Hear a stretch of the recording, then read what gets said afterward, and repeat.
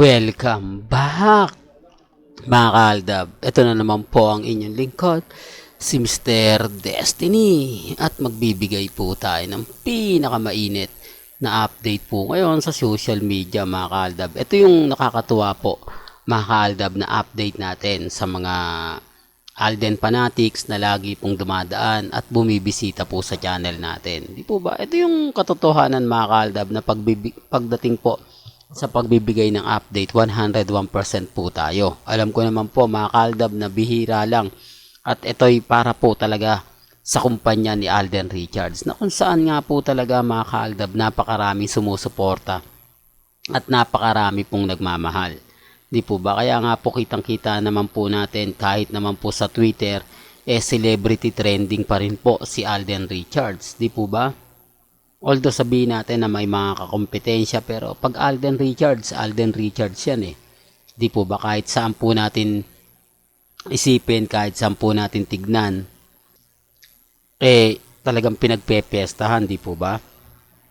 Remind ko lang po mga kaaldab sa mga laging dumadaan at bumibisita po sa channel natin, hindi naman po tayo maka-Alden, hindi naman po tayo maka-main. Kumbaga tayo 101% of Aldab Nation. Nakikita nyo naman po at laging ina-update natin. Kaya lang syempre, paminsan-minsan nakatutok tayo kay Mengay. Kasi kay Alden, ang dami naman pong sumusuporta eh. Ang dami nagmamahal. Di po ba? O yung Mr. Destiny, puro ka kay... Kasi ito lang po kasi yung panlaban natin. Kumbaga gusto natin magising sa katotohanan ang mga R-main at mga main fanatics na hindi po talaga kaya. Di po ba? Halos wala po talaga nagtatanggol kay Mengay. Madaling sabihin na masaya na siya sa buhay niya, masaya na siya sa mga ginagawa niya dahil may asawa na siya. Iba po yung punto na ganun yung salita. Nakikita niyo po bang masaya? May mga videos, photos nga po ba yung naglalabasan na kumbaga ganito ganyan. Tapos wala man po salita o sinasabi ang EAT patungkol kay Mengay. Hindi po ba? Hindi nga natin alam kung second honeymoon, etc. etc. Di po ba? Alam niyo po ba kasi mga kaaldab na marami po ngayon ang sobrang nami-miss si Mengay, na lalo na po yung mga mamis na gustong gusto siya mapanood sa EAT. Dahil wala naman pong update si Mengay sa Instagram, sa Twitter, kaya normal lang po na talagang nami-miss nga po talaga si Main Paul Carson sa EAT.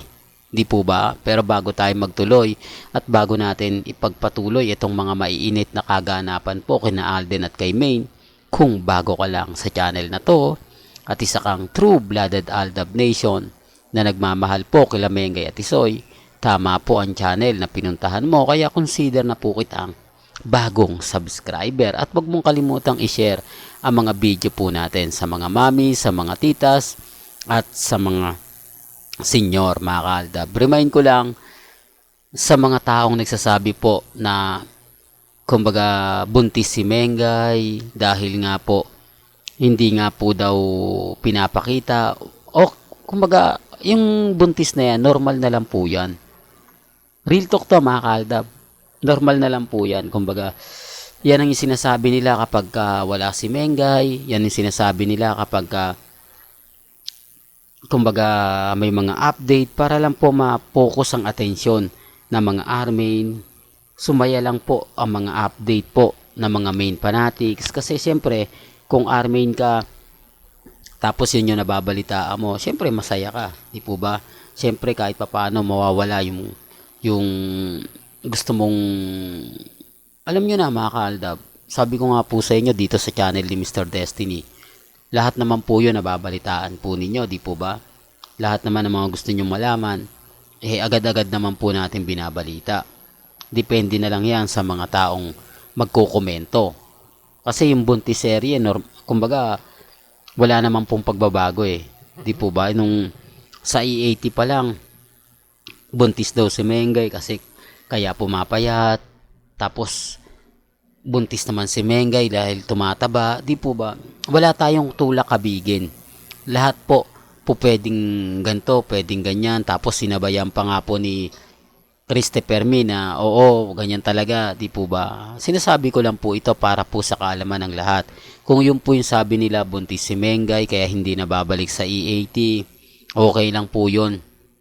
Alam naman po natin na kumbaga wala naman pong pinapakita, wala naman pong resibo, wala namang ebidensya, di po ba? Antay na lang po tayo. Darating naman po yung point mga kaaldab na babalik din sa sitwasyon, di po ba, sa normal na sitwasyon ang Aldab Nation. Kaya chill lang tayo, di po ba? Kaya nga po ako patuloy pa rin po nagbibigay ng update na andito pa rin po si Mr. Destiny para kumbaga magbigay saya, magbigay sigla, lalo na po sa mga mamis, sa mga titas na nalulungkot po ngayon dahil hindi na nga po nila makita si Mengay, wala nang update kay Mengay. Ito na nga po ba yung sinasabi nilang wala katapusan ng karir ni Mengay na hindi na natin makikita pa sa social media. Nag-aantay na lang tayo ng may malaking pasabog na ganito ganyan, etc. etc. Di po ba? Parang ganun po talaga yung mangyayari. Para mag-aantay na lang po tayo ng press conference o ng press conference. Ano ba yan, Mr. Destiny? Maghihintay na lang tayo ng press con ng Pamilya Spotted. Hindi po ba? Parang ganun po kasi talaga yung mangyayari. Sa ngayon hindi pa po natin sigurado yung mga bagay-bagay po na gustong malaman ng iba, gustong tignan ng mga ilang netizen. Sabi ko nga po sa inyo, si Mengay napakalaki po talaga ng kawalan sa EAT. Lalo na po pag araw ng Sabado. Hindi po ba? Kulang na kulang po yung performance nila Atasha Mulak, Miles, di po ba? For the record lang po, baka may mag-react na naman Sinasabi ko lang po ito, yung mga nagiging reaksyon, mga komento po ng mga netizen. Ang sa akin lang naman po, kung ano lang po yung mga ina-update, sinasabi po nila, yun lang naman po yung binabalita ko. Di po ba? Kaya nga po ako nalulungkot din. Kasi maraming mga mamis, maraming mga titas, hindi ko naman po nila lahat na sobrang namimiss po talaga nila si Mengay. Sobrang iba po kasi talaga ang aura ni Mengay, lalo na nga po kapag nasa E80, yung aasarin niya sina Jose, aasarin niya si Wally, Paulo, Alan Kay, tapos biglang gugulatin sila Tito Soto, Bossing, Henyo Master Joey De Leon. Isa po yan talaga sa sobra nakakamiss. Kaya nga po ako mga kaaldab, nalulungkot din tayo sa mga bagay-bagay na ganyan. Tapos wala pang paramdam si Mengay, wala man lang update, hindi man lang po siya nagpo-post, tanging private account lang po naglalabasan. Hindi po ba? Totoo naman po pero kaya sinabi ko, wala pong pilitan Ang sa akin lang po mga kaaldab, kung ano lang po yung nababasa ninyo, na nakikita po ninyo, napapanood ninyo, pabor man po sa channel natin o pabor man sa our main fanatics, kailangan nyo pa rin pong malaman. Kailangan updated po kayo sa mga naglalabasan po ngayon sa Instagram, sa Twitter. Basta lang po kila Alden at kay May well, hanggang dito na lang po yung updates natin. Kaya kung gusto nyo pa po ng pinaka-latest at sariwang update, abay tumutok lang po kayo dito sa channel ni Mr. Destiny para updated po kayo sa mga latest at sa mga bagong video po na ilalabas po natin maya-maya lang. Hanggang sa muli, salamat po sa panonood at pakikinig.